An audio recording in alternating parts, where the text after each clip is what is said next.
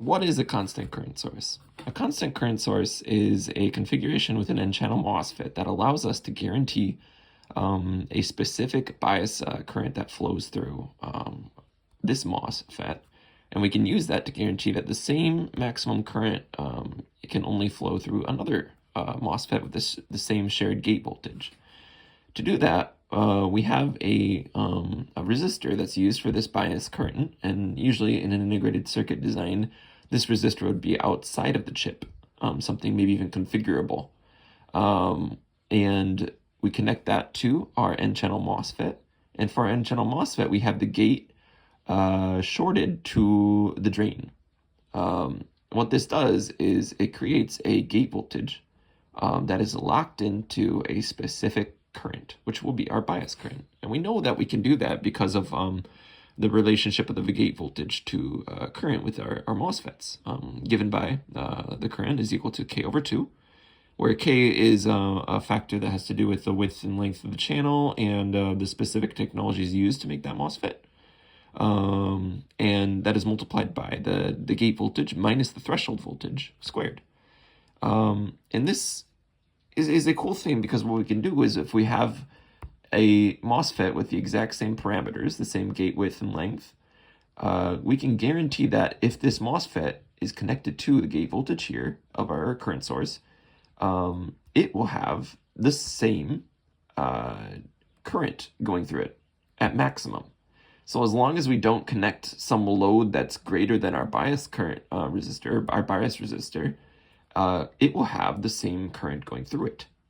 Even if, say, for example, we connected here, we had a 10K ohm resistor, and we connected a 10 ohm load here, it would still only have the same I bias current going through it. This is the basis of what a current source is. And then this part here, taking the same gate voltage and adding an N-channel MOSFET, this is a current mirror, because we're mirroring the current here going through our bias circuit. So here we have an actual implementation of that circuit that I just showed you. And here's our N-channel MOSFET.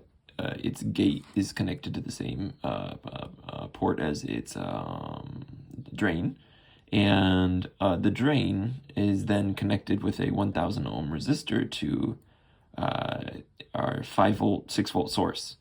And the MOSFET source is connected directly to ground. And if we look with our multimeter, what the actual current going through that is, we get 3.68 milliamps. So what we want to do now is we want to connect another MOSFET with its gate connected to this bias voltage here for our current source. And this will be our current mirror. And to test that it is indeed ensuring the same current no matter what load is put on it, we're going to put a 100 ohm resistor on this MOSFET's drain. And we will see that we should have roughly the same current. And now here's the moment of truth. We plug in our current mirror, and yep, we see roughly the same. Now it's going to be different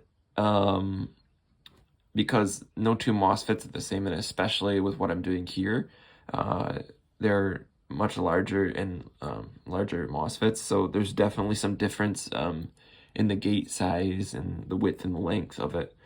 So that's going to have a difference in the amount of current that goes through it, even with the same gate voltage. But we do see almost the same. We had 3.68 for our 1K ohm configuration, and now we have 3.9 for our 100 ohm configuration, which is close to the same. But what we can do to create a bias current from our positive VDD is we can use a P-channel MOSFET. What we do here is we have our current source that we just explained, and above the current source connected to the rail voltage, we have a P-channel MOSFET. And this P-channel MOSFET has its source, its gate shorted to its source. So it's kind of like the mirror of our N-channel MOSFET over current source over here. And then what we do is we add another MOSFET, a P-channel MOSFET, sharing the same gate voltage as this current steering P-channel MOSFET over here. And with this, we can add something below here and have this be an ideal current source. So say here we wanted to make like a little amplifier. We could actually do that. We could have an N-channel MOSFET, and we could have a VI here, plus minus. And of course we would have to bias this, but we could then have a little teeny Class A amplifier here with our V out over here. So here is our breadboard assembled with two P-channel MOSFETs connected to our current source. So here is our current source, the N-channel MOSFET that has the gate connected to the bias current gate voltage. And here we have our P-channel MOSFET with its source in the positive terminal and its drain over here in the negative terminal. And its gate is also shorted. And then we have another P-channel sharing that same gate voltage. And then a 100 ohm resistor here ready to go. So plug it in, and we get 6.25. It's going up, 6.3 milliamps. Let's call it that. And that's roughly double what we have for our constant current source. But again, it's in the ballpark. And like I said, this is because they are not the same MOSFETs. If this were on an integrated circuit, you could make them with the same gate size and get close to the same, very close to the same bias current. That was a current source, current mirroring, and current steering.